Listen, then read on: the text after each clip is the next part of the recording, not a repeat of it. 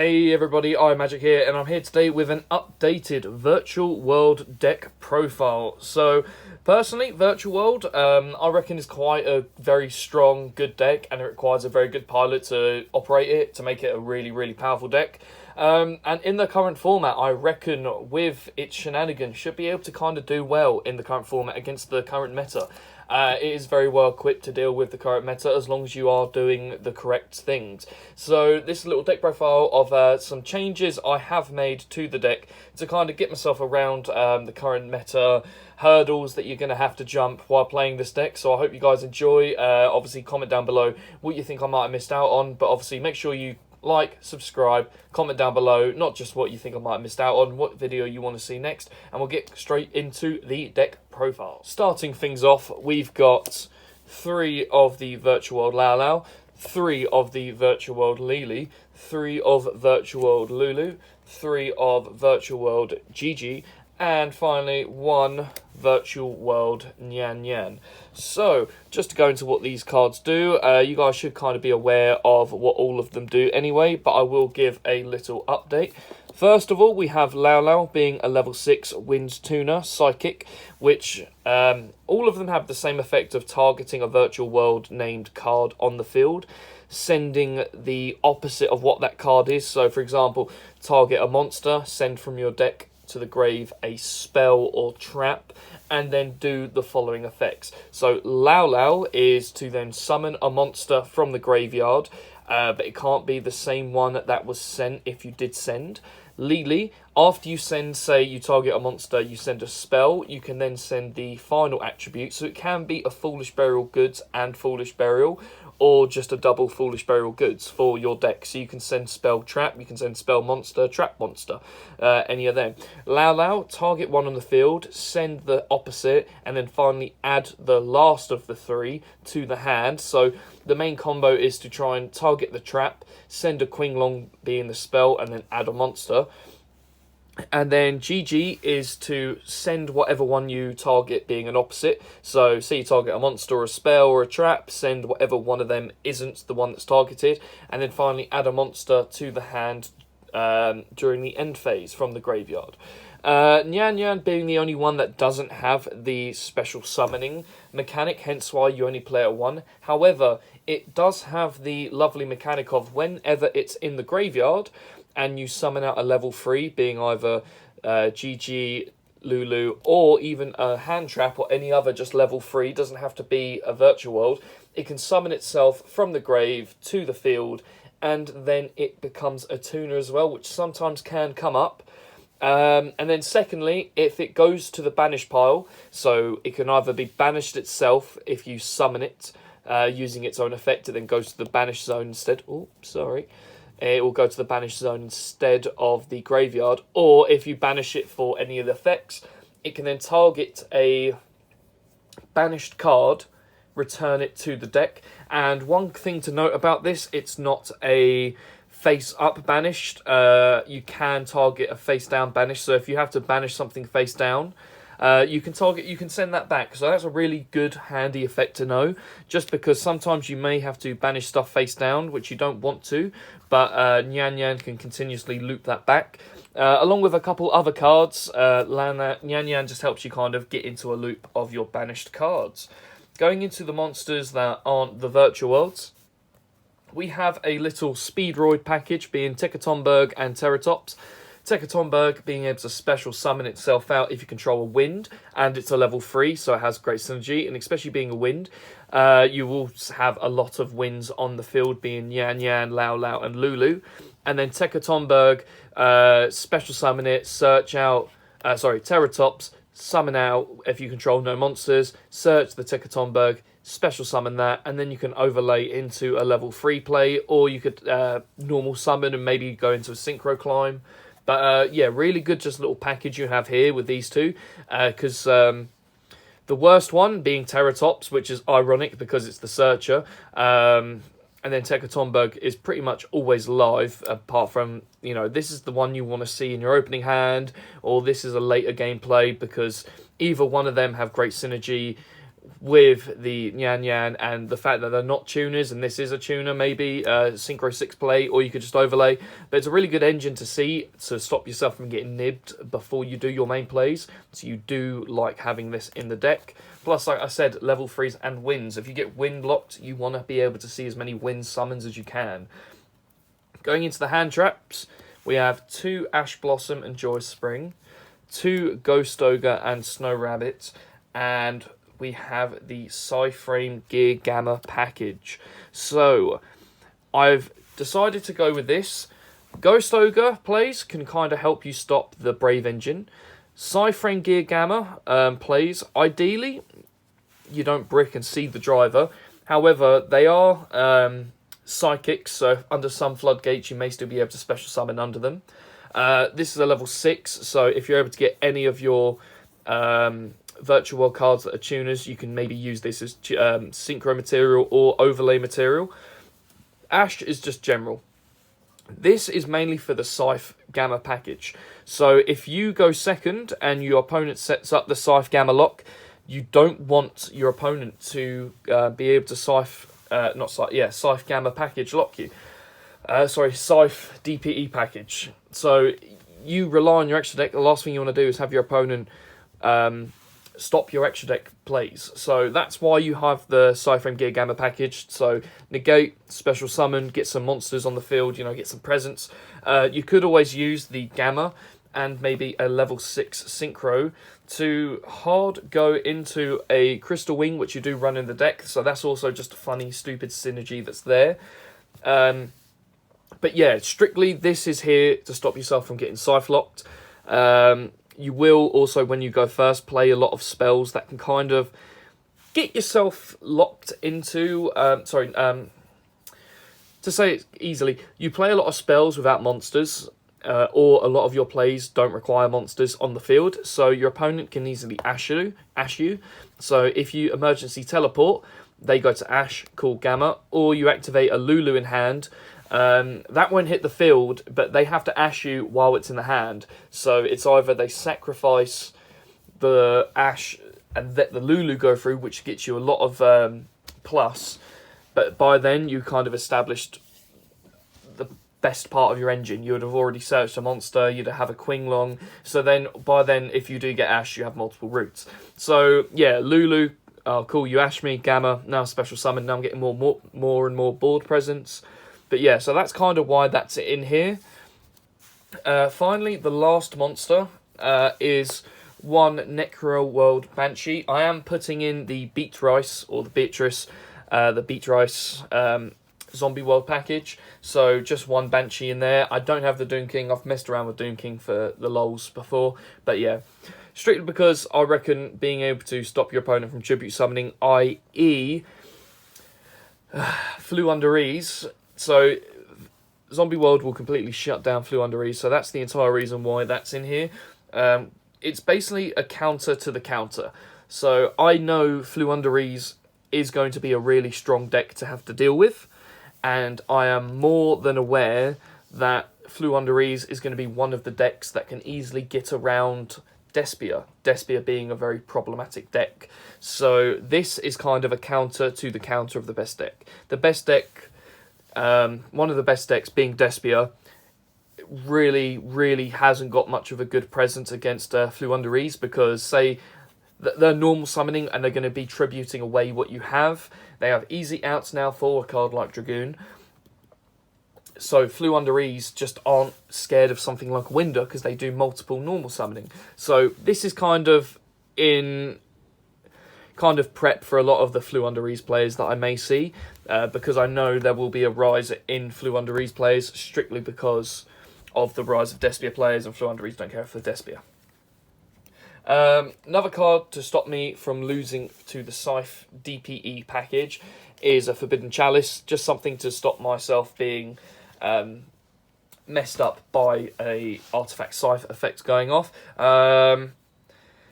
These are the poor man's droplets. I will make that very clear. However, with droplets, I need to discard stuff, and sometimes you find yourself without cards to discard or remove from the field. And the problem with Virtual World is you sometimes struggle to keep board presence. So maybe Chalice isn't the worst shout for this Yeah, just wanting to stop the DPE scythe lock going off. Obviously, it has got other uses as well. Worst comes to worst, it can even give myself a little boost of attack. But yeah, so Chalice, pretty good shout for me. I reckon that'll be really good. Free Kowloon, just is literally one of your best extenders in the deck. And a lot of people don't realise that this can be ashed. So obviously, if you are going against a virtual world player and you have got knowledge on like the deck, which luckily I do whenever I play a virtual world player, you ash the Kowloon, they'll turn around and say you can't do that, and it's a bit like the metaverse play. Nope, if it can give you the option to add before it resolves, then it can be ashed, and this can send stuff, special summon stuff from the deck before it resolves, so it gives you, that means the option's there, it means you can get ashed. People don't know that, it's really funny. 2 Qinglong, I'm not playing any Desires, so I don't need to max out on this card.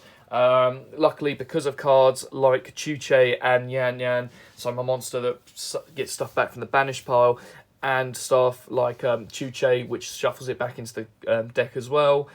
It just means that I won't really feel like I'm running out of Qinglongs. I can always just shuffle them around. Free E-Telly as well. I play a lot of Psychics.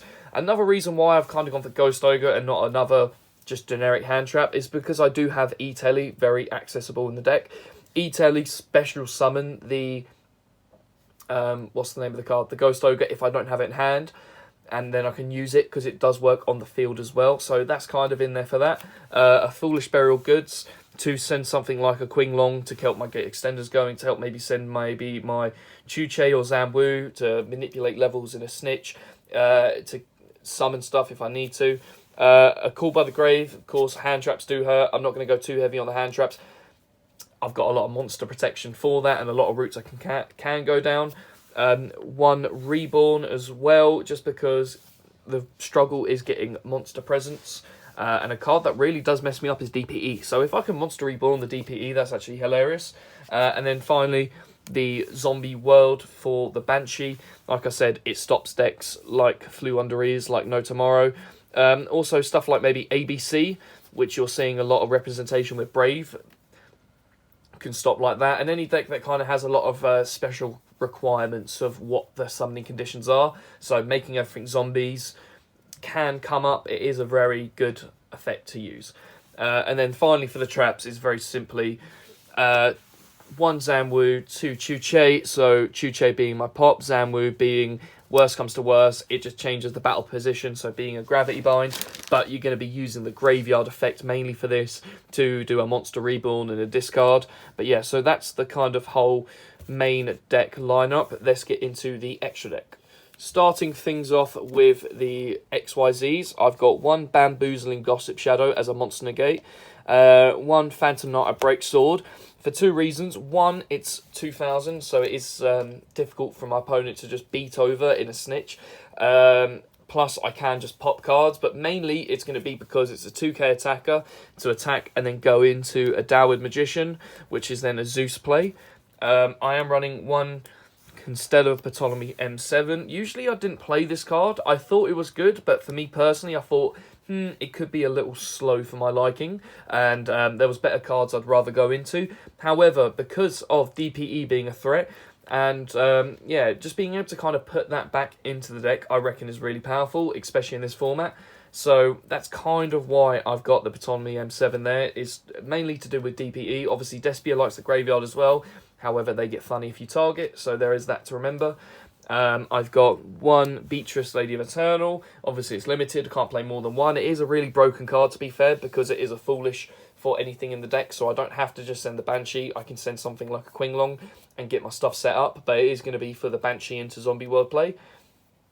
And then my Utopia Beyond to help reduce your attack points to 0, so I can get a good bit of damage to then climb into Gaia the Thunder Charger, to then climb into a Divine Arsenal AA Zeus. So Zeus being a big boy, a lot of my XEs are there for kind of Zeus Turbo, apart from these 3.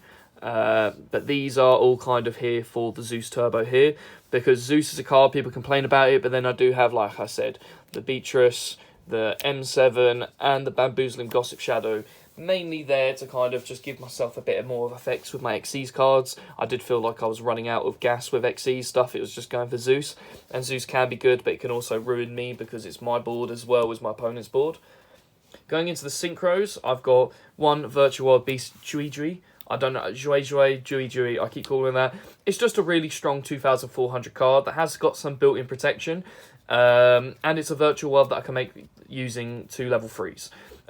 If not, if I were to go down just only having Shen, it just means I have less options to then have on the field for follow-up plays, because sometimes you need the name on the board, and being able to have a level 6 with some protection is quite handy, and also it's a win. So if I get win locked and I can only go up to a level 6, there we go.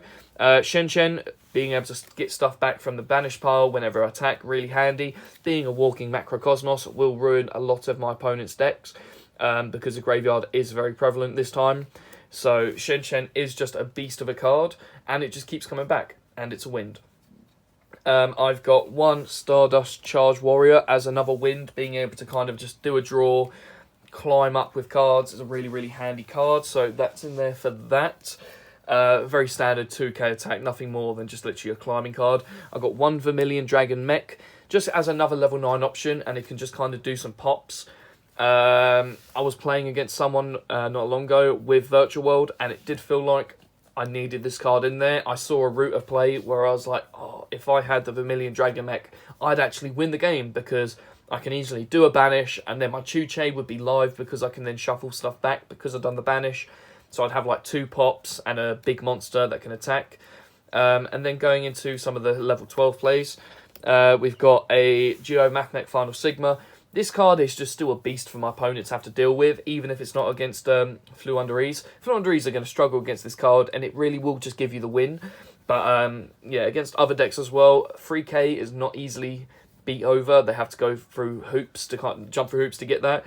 And then in addition to the fact that it's just got protection on top of protection, it's just a really hard beast of a card for them to get around.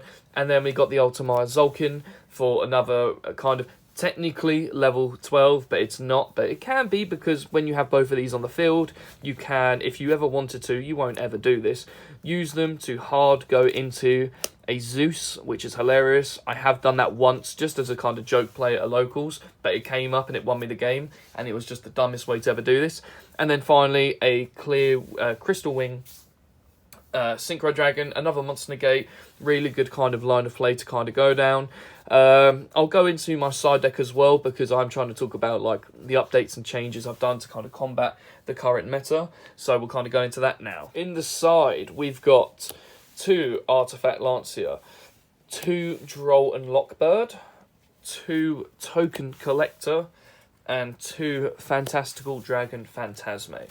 So the matchups here, Artifact Lancia can go against a lot of decks. However, it really only will come up against the odd few decks that really will die to this card, because Virtual World do like to banish, so I do need to take that into consideration. So Fluunderees will be a deck that I'd slap this in against on top of everything else I have, strictly because they will lose to an Artifact Lancia, where another deck that does a little bit of banishing, I might not slap it in, because I need to remember that I banish as well, and there's a yin and yang to this.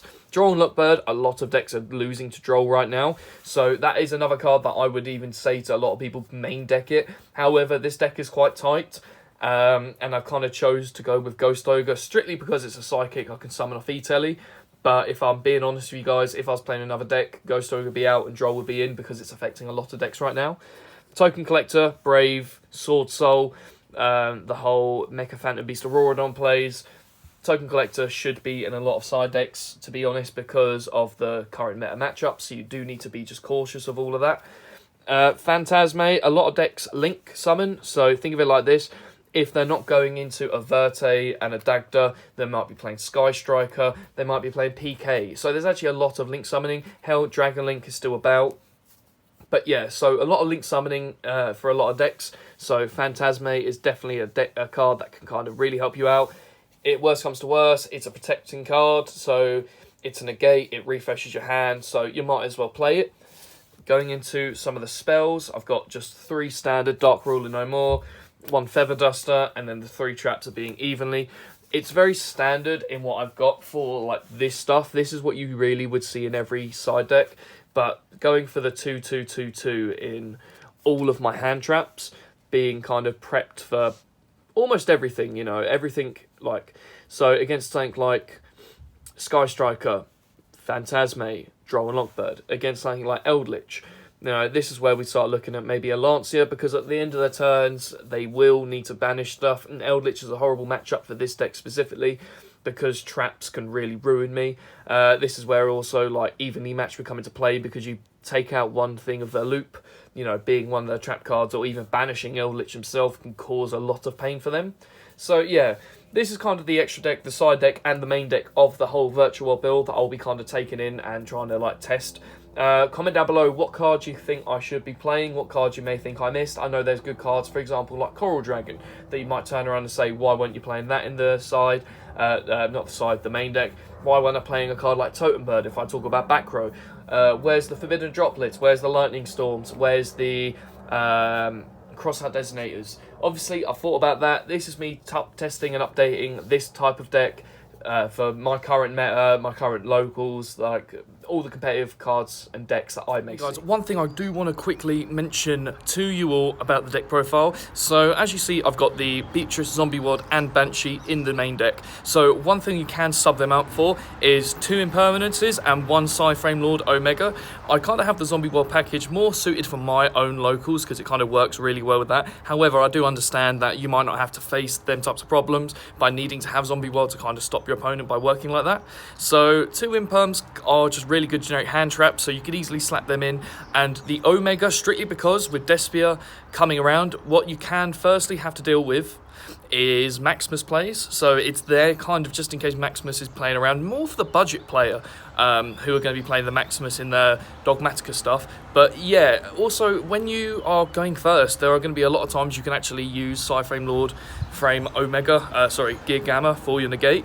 So being able to kind of make that synchro on top of everything else, rip some stuff out of the hand, because you can activate an E-Teller, you can activate one of your spells, you can try and summon one of your Virtual World monsters, and they can hand trap you before you get monsters, so it can work like that. So that's kind of why I'd recommend having the Omega and them two if you want to go away from the zombie package. But peace.